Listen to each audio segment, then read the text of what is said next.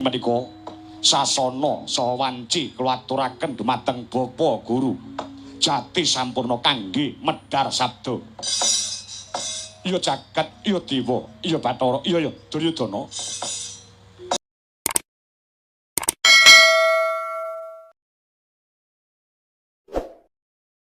Matur nuwun wanci kang wis diparingake kelawan pun Bapak. Ngene yo nggih. Ingkang angka sepisan ayo tak derekake ngegungake rasa puja, puji syukur kang jero marang purbaning Gusti ingkang akarya jagat kang wis kepareng malimbarke berkah kenikmatan tumrap umat sak jagat raya. Ewadene sing sak banjure. Tak etung wis genep 7 dina kalungguhan samangko pun bapa mapan ana ing negara Gajahaya ya ana ing negara Ngastina iki. Apa ta sing dadi darunane? Apa ta sing dadi wigatine?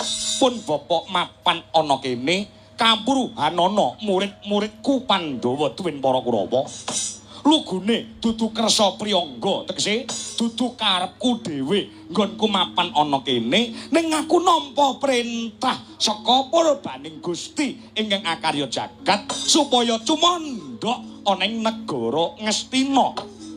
Lah apa ta sing dadi kersane sing gawe jagat utusan pun bapa minangka srana pancadan manunggale para trah saptawarga ya kuwi para Pandhawa tuwin para Kurawa. Gelem ngakoni utawa ora, Pandhawa kuwi ya trah saptawarga. Kurawa ya trah saptawarga. Kurawa kuwi anake Dipati Destarastra, ewadene Destarastra duwe adi jenenge Pandhu Dewanata sing wis murut ana Kasidan Jati ya kuwi wong tuwane para Pandhawa. Ing atase Trasaptawarga nganti sakyahene durung bisa guyub, durung bisa rukun, durung bisa nyawiji, nggih. Para Pandhawa, tuwin para Kurawa, kawruhanana. Ana ing jagat iki gaman sing paling ampuh ya mung gaman manunggal, tembunge sing mentereng gaman persatuan lan kesatuan. Udakara 80 taun kepungkur. Minangka conto, minangka tulodo para pahlawan kusuma bangsa sing wis wani ngorbanke jiwa raga kanggo mbelani marang bumi wutah darah Nuswantara ngusir penjajah saka bumi pertiwi. Iki gamane apa? Gamane mung nganggo gaman manunggale para pahlawan kusuma bangsa wekasane duk nalika semana bisa dadi srana Nuswantara uwal saka cengkremaning penjajah. Kuwi contonen, kuwi tuladanen ya nggih. Mula bares kures blaka suta blak kotang terus terang jagat iki padha rerasanan gemrenggeng gumrunggung gemranggang.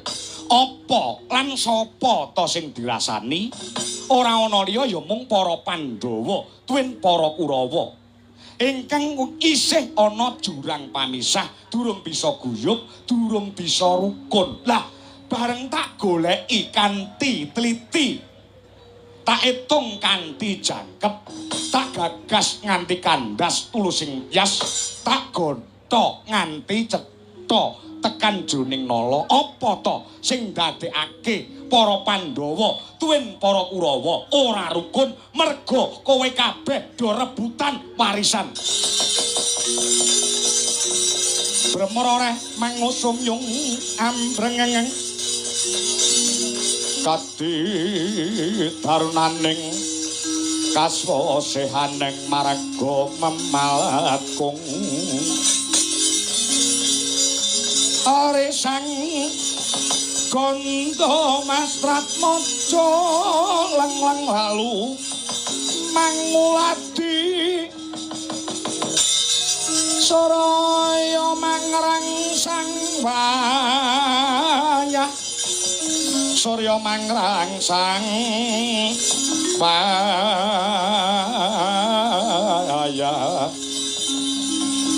bumyos Amara wayam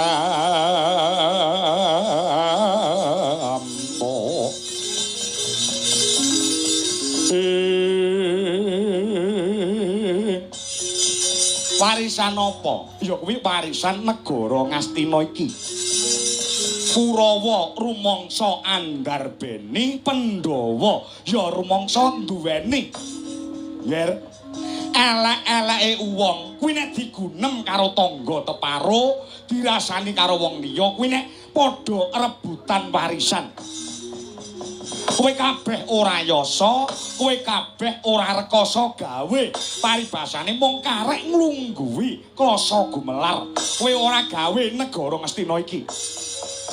Kowe ora rekoso ngedekne negara Gajah Oya iki. Mung karek ngenyami kepenake. Udakara wong 80 taun kepungkur. Para pahlawanku semua bangsa nggone berjuang nganggo nyawa. Kowe mung karek nglungguhi. Karek piye carane nglestarekane warisane para leluhur kok padha nggo rebutan jane nalarmu ning.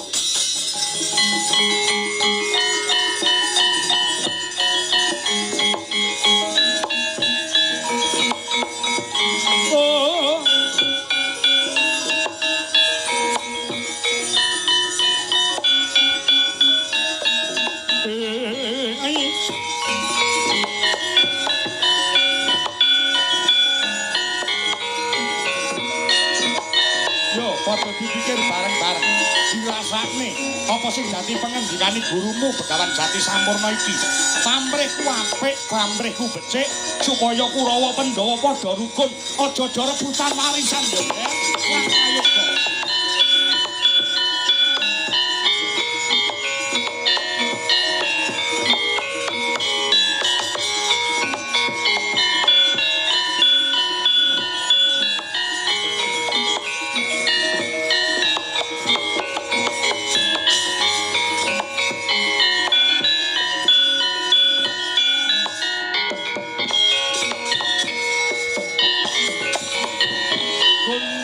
Ganjing langit berkedip-kedip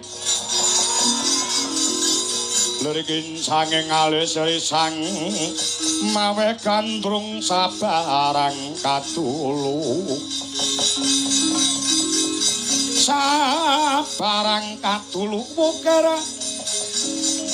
ukir moyak mayik saking tias balewara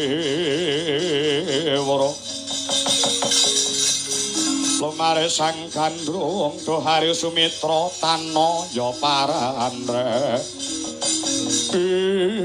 Waduh Kanjeng Rama Penemban. Kadya sinambring gelap midhanget pangandika paduka. Kadya didodhok jejantungipun para Pandhawa.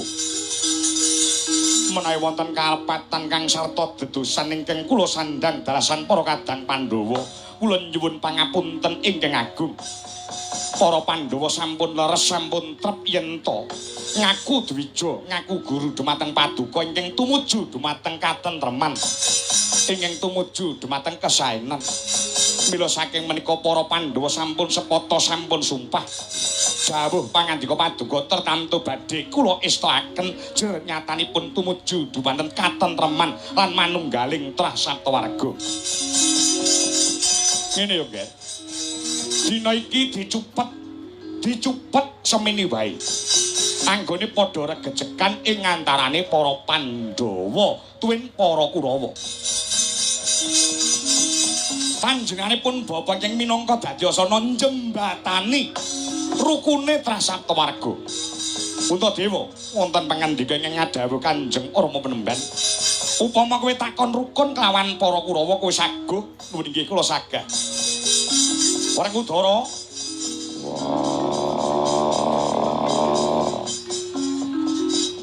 Guruku sejati ana dawuh mapa? Upama kowe takon rukun kelawan para Kurawa kowe saguh, ya saguh. Yen perlu bengkan dadani.